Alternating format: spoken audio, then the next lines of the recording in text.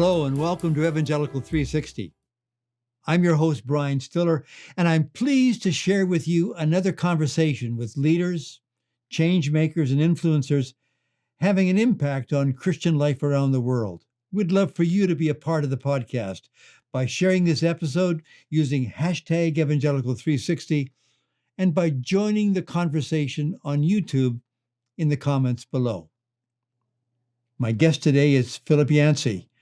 He's an author of 25 books and has sold over 15 million copies worldwide. One of his most recent books, What Went Wrong? Russia's Lost Opportunity and the Path to Ukraine.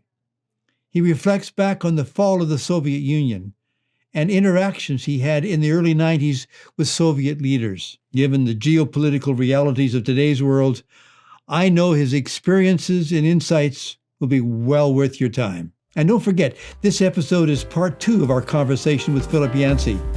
So be sure to go back and listen to part 1 as well.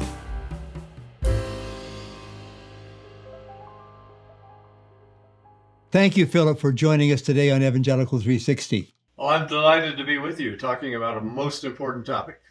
We are. And just for people who are listening or watching at some point later on, I want to indicate to you the time in which Philip and I are having this conversation. It's 3 years into the war. Russia has invaded the Ukraine, and we don't know where this is going. We don't know how it'll be resolved, whether there will be peace talks. We don't know what side will eventually survive. So we're into this conversation at a time when there is great uncertainty. But Philip, you had a remarkable experience during the fall of the Soviet Empire, and you wrote this book, What Went Wrong? Russia's Lost Opportunity and the Path to Ukraine. You had a unique opportunity of engaging with Russians on the matter of faith as the empire was falling, as Russia was reconstituting. How did you get involved with Russia? Can you tell us a bit of how that story began and how it rolled through in your experience with them? Yeah, let's roll the clock back to 1989. And that, of course, was the year that the Berlin Wall fell and Eastern Europe opened up in a way that it had not been for 70 years. There was the USSR, 15 different republics, all part of one government, the USSR, Russia being one of those. And then there are other satellite countries as well. As soon as the Berlin Wall fell, and some of these republics had the opportunity to choose their own freedom, they did so. In fact, 14 out of 15 did the very first year. And they used to joke, maybe we should call it the UFFR, the Union of Fewer and Fewer Republics, because no one wanted to be dominated by the Soviet Union like they had been for the last 70 years. Russia itself was in turmoil. For a couple of years there, the ruble was almost worthless. Alcoholism was huge among men particularly. The suicide rate went up. The economy was in free fall. They didn't have a history of real property, who had ownership over buildings or whatever. And it was a chaotic period. And these various people from Harvard and University of Toronto, I'm sure, and places like that went over with these ideas about changing the economy, but these things take time. And in the meantime, there were people who had no pensions, or the pensions were worthless because the ruble was worthless. And there was also an underground revolution in understanding for the first time. People were being honest about the fact that communism has failed. We're nowhere near the level of where we should be compared to the rest of Europe. It's just, we've been lied to all these years. And for the first time, people were free to say that openly. They could admit there were no goods on the shelves that anybody would want. Russia wasn't producing anything that was worthwhile to the rest of the world except oil and gas, primarily. But there was this underground feeling that we have been betrayed and we don't know what to believe anymore. And in the middle of that period, it was so chaotic that some of the older people may recall that at one point, Mikhail Gorbachev, the president of Russia, was kidnapped by the Air Force and was being kept as a hostage. And then about a year later, Boris Yeltsin, who got him freed, was still fighting these hardline communists, trying to purge the government of them. And he actually had tanks fire on what was called the Russian White House, which is the place where their parliament met. And nobody knew where it was going to come down, what was going to happen. And so for about 10 years after that, there was a period of chaos. And we being a group of Christians, got a letter. Who knows where the names came up from? I know where mine came. Ron Nickel, a great Canadian who was head of the Prison Fellowship International, was one of the people on the list. And he said, well, Philip is my friend as a writer, and we really need a journalist to take a record of this, because we had just been invited by both Mikhail Gorbachev and Boris Yeltsin. I still have the letter in Russian, and also the translation. And it asks us to come to the Soviet Union, to Russia, and restore morality to our country. And they actually quoted the scripture. They quoted the Bible in this invitation letter. And it was such a remarkable invitation. Of course, I had to say yes as a journalist. I grew up in the middle of the Cold War in Atlanta, which was in striking distance of nuclear missiles based in Cuba. And Russia was always the enemy. And now they were turning to us for help, using Christian language, saying we're deliberately going to Christians to say, what can you do to help us? So that began a group called Project Christian Bridge. And we spent about 10 days there, a little over a week. I don't think we completely fulfilled our goal of restoring morality to the Soviet Union in a week, but we had some amazing experiences that I wanted to get down in print, because it's kind of an untold story. When I tell the story to other people, they're just shocked. How did I not know about this? This is huge. And part of it is just the bias of the media. They judge everything in terms of the economy and military strength, not moral strength. But there was a moral battleground underway in Russia for about a 10-year period there, as they're trying to figure out what kind of people do we want to be. And it was headed in one direction. We want to be open like the West. But then a new president was elected, Vladimir Putin, in the year 2000, and he started turning things back. He said the greatest catastrophe in the 20th century was the dissolution of the Soviet Union. And we need to rebuild our empire, I would say. And one of the things he did was merge a support base with the Russian Orthodox Church. So that was the background for this book.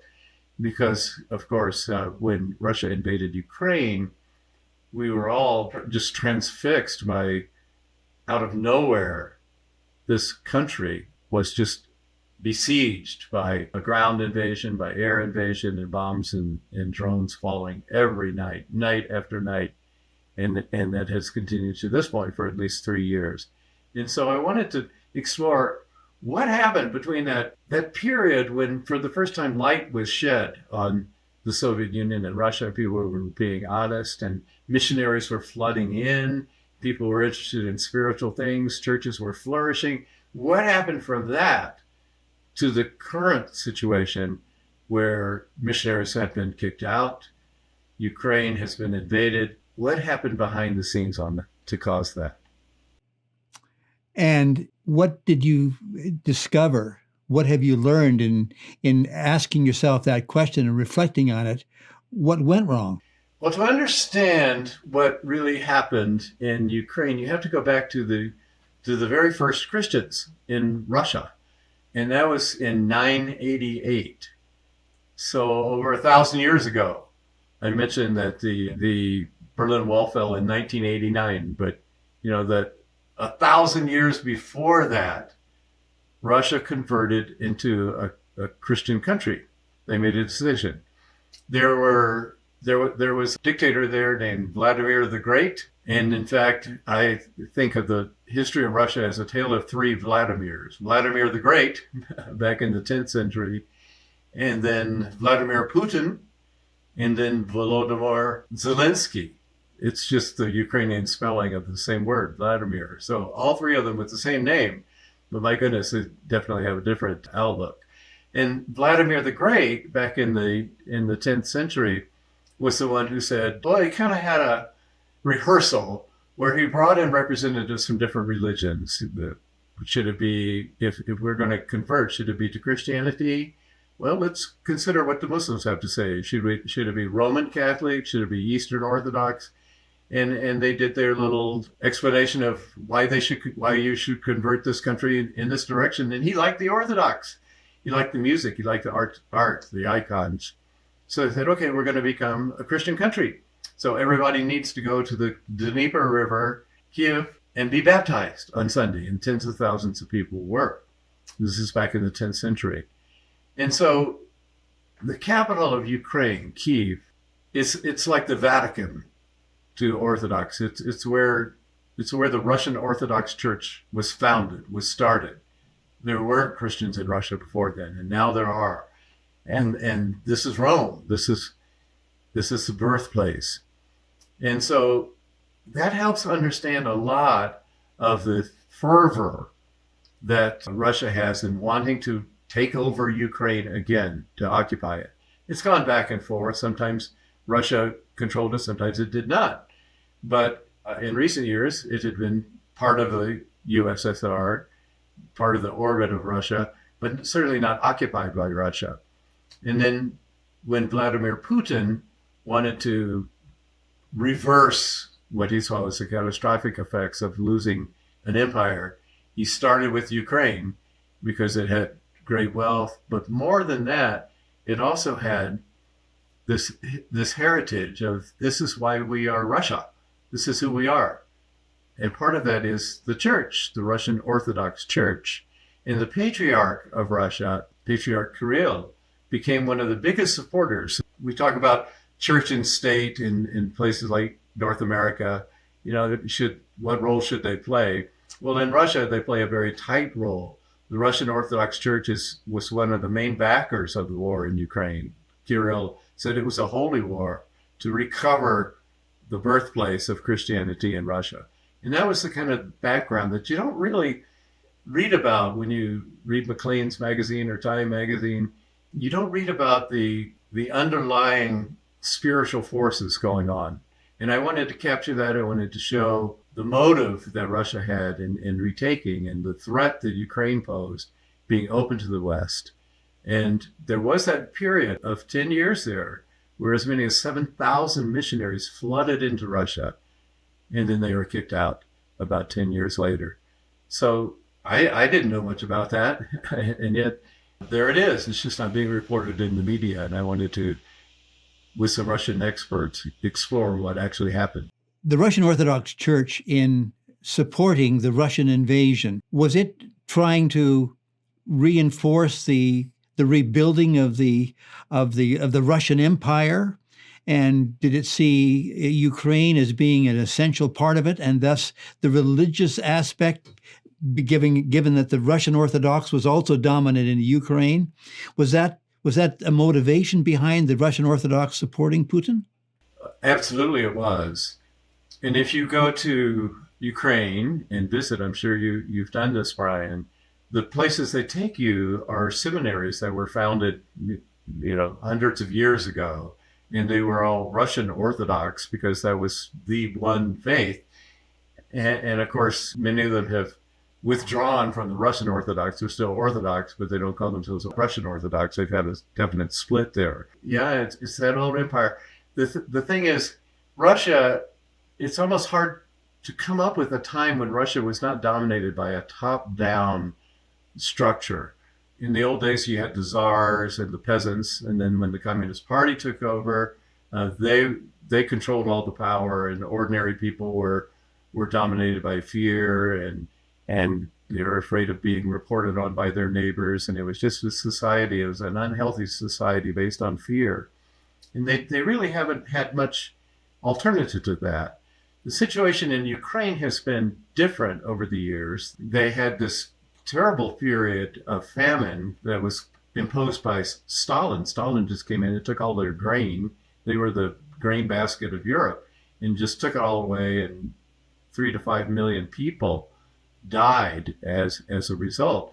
So the Ukrainians all know about that, and they have museums reminding people how poorly they were treated by Russia. So they were dominated by their neighbor, obviously, but they had no great love for their neighbor. And when they were finally free to have their own elections, they kept electing people who were distancing from Russia and the East and looking to Europe for a model. And then Vladimir Putin would usually intervene and cause another election or make them recount the votes, to get his people in power. So there's always been this distance between the way Russia viewed the world and the way Ukraine viewed the world. When you were in Russia, did you ask why the government wouldn't turn to the Russian Orthodox for guidance on creating the moral structures of the empire rather than bring in outsiders? We did, yes. And one reason, a huge reason, is that the Russian Orthodox churches had been infiltrated by KGB agents, and some say all the way up to the office of the patriarchs. And so you couldn't trust the pastors. They could be KGB agents. And if you said something, you'd be reported, and there we go again. And the whole nation was just questioning, who are we and what should we believe? We had extraordinary experiences. We did meet with Gorbachev and Yeltsin, and I visited some of the prisons there. And frankly, the one meeting we had that stood out most to me was when we went to Pravda, the newspaper. The newspaper had been in a terrible decline. The year before, they had 11 million subscribers, and now they're down to 700,000 because people couldn't trust it. The word Pravda means truth, but they didn't believe that it was the truth. So we met with the editors of Pravda, and it was a place I felt very comfortable in. I'm a magazine editor at the time, and we were sitting around a table, where the kind of place where you talk about the next day's stories and which should be featured and how big the headline should be and what photos to use. And they had these clippings on the wall, but they came to talk about, how can you Christians help us? And person after person would say something like this. He would say, we're among the elite. We were sent to the best Marxist schools. We were true believers in communism. We swallowed it completely. And now we look around us and we see that it has failed. Our country is in a mess. And we believe that the only way that we can recover is to have some sort of spiritual revival. We're turning to you because you are Christians. How can you help us? How can we, as editors, express to get people to care about simple things like charity? There were children who had been damaged by the nuclear power plant, Chernobyl, that had blown up. And we've been trying to have a charity to get people to care about those children. There's no history of charity here. There's no history of compassion. It's every man for himself. We need a revival in our country. We need to become more like you. And in fact, when we look at Christianity, it's so similar to our goals as Marxists. You are against poverty, we're against poverty. You're against racism, we're against racism. But somehow, even though we had similar goals, we've produced the greatest monstrosity that the world has ever seen. That's a direct quote. Because just recently, Alexander Solzhenitsyn's books have been published, and he sets out the fact that as many as 60 million people were killed by their own government in Russia over the years. That's the monstrosity. And they said, how can we change? How can we change the hearts of the Russian people? It was a devastated place. And that window exposed the rot at the core. And the missionaries flooded in, but the missionaries were soon kicked out, and they're still trying to figure it out years later. So when you look back on that experience you had and the subsequent invasion of Ukraine by the Russian army, what are we to take away from this as it relates to our own situation in North America and the affinity between politics and religion, the evangelical faith particularly? What lessons do you draw from the Russian experience that has application to other parts of the world, maybe specifically North America? That's a wonderful insight, Brian. And I can't think of a stronger cautionary tale than what is taking place in Russia. Because you take I'll just be frank, you take an immoral act like the invasion of a neighboring country and the brutality with which it was, was done. You've been probably to the cemeteries in Bucha, where several hundred civilians were killed with a bullet in the back of the head, with their hands tied together and they're buried there. Or the bombs that fall on kindergartens, or that fall on train stations that say children inside, and just the brutality trying to destroy the infrastructure. I mean, war is terrible. It's a terrible thing. But this is a war almost conducted on medieval times. Just the way people were tortured and the Geneva Conventions and things like that were just ignored. And yet, who's the biggest cheerleader? Patriarch Kirill. And you can kind of understand, because for 70 years under communism, his churches, the Russian Orthodox churches, were persecuted. Most of them, about 98%, were shuttered, were closed down. Something like 40,000 priests died. So they were persecuted, surely. But then when Putin came along, he said, if you support me, I'll support you. I'll rebuild your churches. And he did. He made his part of the bargain come true. And so some of the beautiful churches in Moscow these days are reconstructions of the old churches that have been destroyed. And then at the same time, you've got the patriarch who is strongly supporting the war effort. And when people are questioning whether it's the best thing to do, he says, no, it is. This is our holy cause. It's our crusade that we must recapture the seat of where our church was founded. You can understand why the patriarch of the Russian Orthodox Church welcomed closeness to the new government, because the old government under Marxism had persecuted the Russian Orthodox Church. They had killed 40,000 priests. They had shuttered 98% of the churches in Russia. And suddenly, Vladimir Putin is saying, if you support us, we will rebuild your churches. And he did.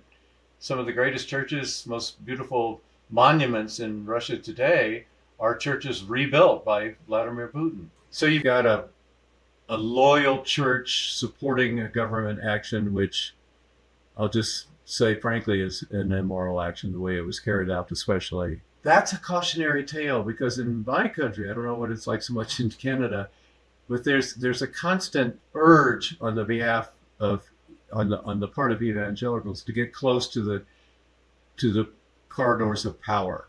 We've seen that, and not just recently in the Donald Trump era, but long before that, in the Bushes, and as evangelicals were a good 25% or so, maybe more, of the population, they were an important voting bloc, and they were courted by politics. And it feels good to be courted. You would certainly rather be invited to the White House than thrown in jail for your faith, which happens in other countries in some places and times. But the problem is when the church and state get together closely, the church is always the one that suffers. The state conquers, the state controls. And I've seen that just as an American, as somebody from the United States, again and again. And I've seen how the church gets used by the government. They know what they're doing. They want to stay in power, and they want votes. So that's why I call it a cautionary tale. We need to learn from the experience that has played out in tragic ways between Russia and Ukraine. And those lessons that come out of your own experience years ago in Russia, and now living in a country where the evangelical community has shown its interest in being in the corridors of power, what's your best counsel to young people who are looking to understand how their faith intercepts and integrates in their own country? Martin Luther King Jr. used to say this. He said, the church should not be a master of the state or a servant of the state. It needs to be the conscience of the state. It's a power source that is rooted not based on are we in power or not, but based on how much like Jesus is the country around us. And we've talked about some negatives going on here, but I've seen some positives too. Kazakhstan would be a good example. I was in Kazakhstan a number of years ago, and I met these delightful people who were in a training session with Campus Crusade, now called Crew. And I went around and just asked people, how did you come to faith? Now, these were actually Crew missionaries at the time. And every one of them told me the same story.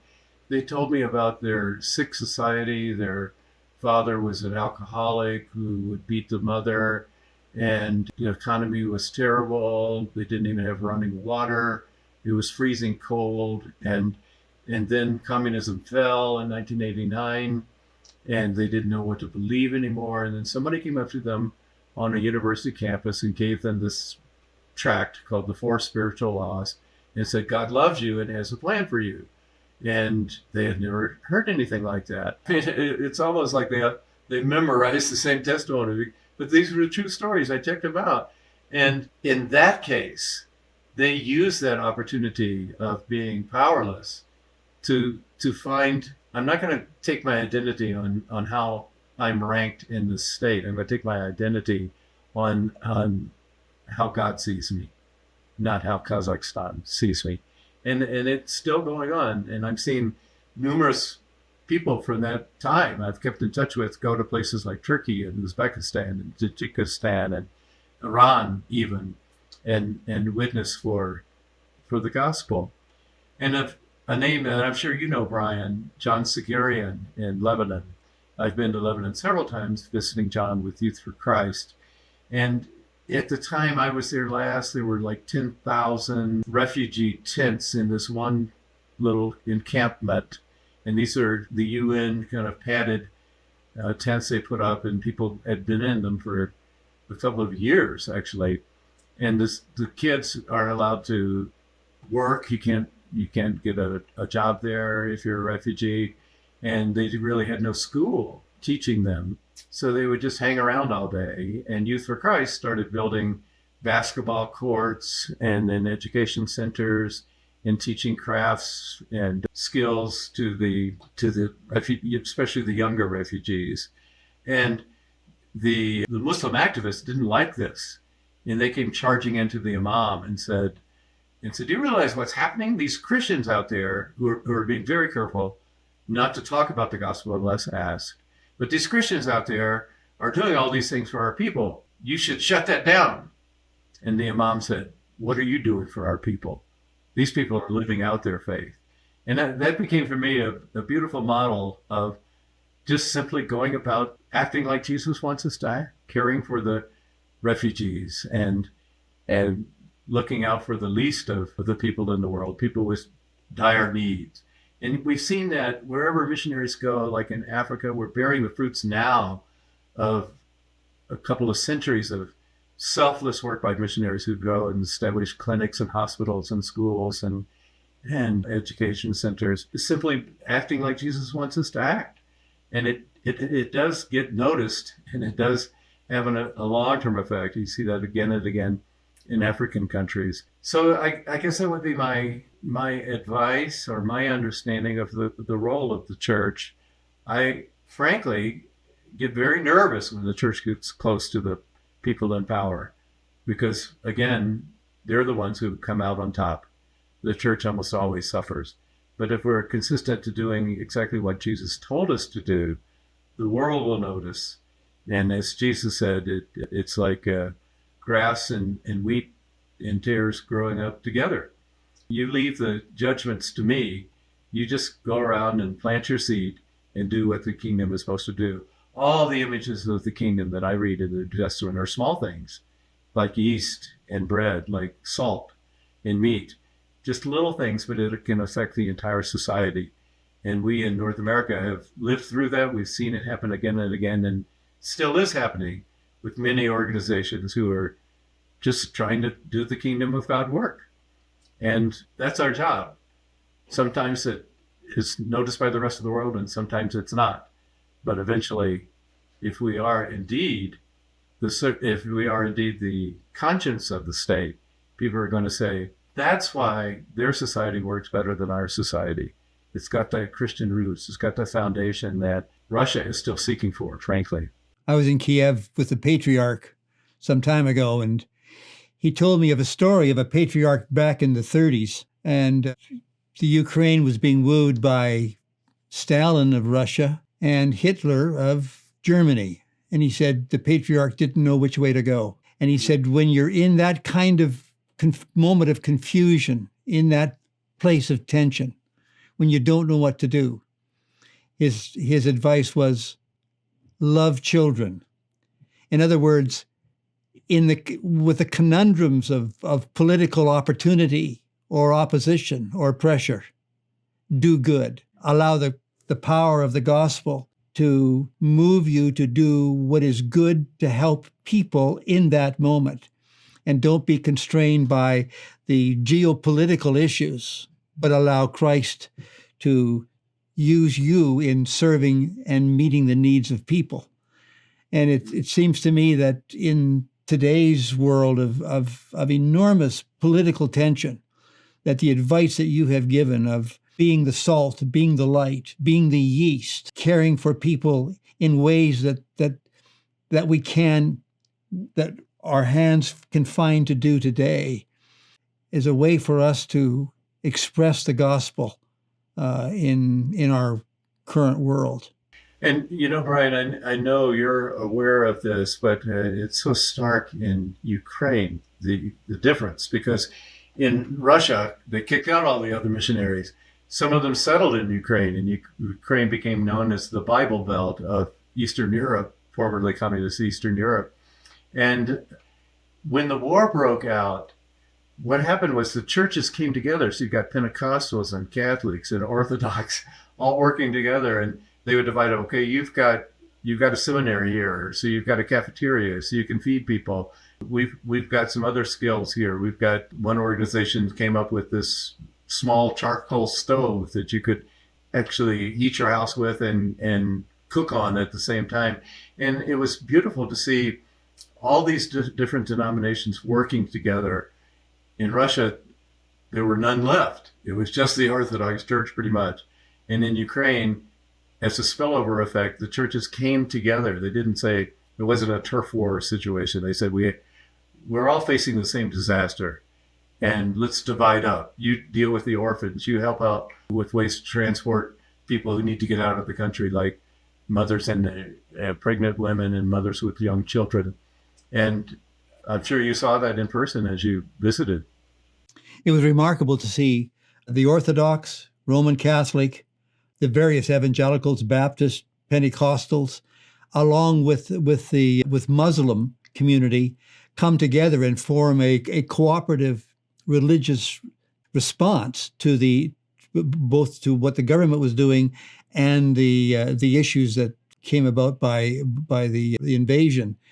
And the cooperation among these various religious groups was astounding, and it was heartening to see how people could come together in those difficult moments.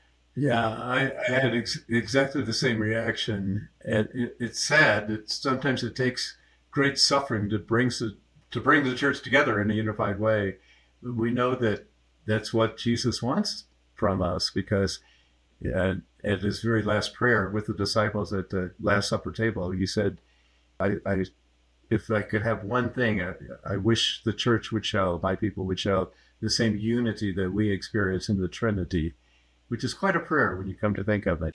It is, Philip, and thank you so much for being with us today on Evangelical 360. Well, I love what you're doing, and I thank you for spreading the message, and I hope people, no matter what happens in the next months and years, still keep Ukraine on their prayer list. It's a country that is in a hinge in their history. We don't know exactly which way it's going to go, but it absorbed great suffering, and they deserve better than that. And we Christians should lead the way in responding with love and compassion. Thank you, Philip, for joining us today. Your life experience, writing, and wisdom has helped us better engage with the realities of our world. And thank you for being a part of the podcast. Be sure to share this episode using hashtag Evangelical360 and join the conversation on YouTube. If you'd like to learn more about today's guest, be sure to check the show notes for links and info. And if you haven't already received my free ebook and newsletter, please go to brianstiller.com. Thanks again. Until next time. Don't miss the next interview. Be sure to subscribe to Evangelical 360 on YouTube.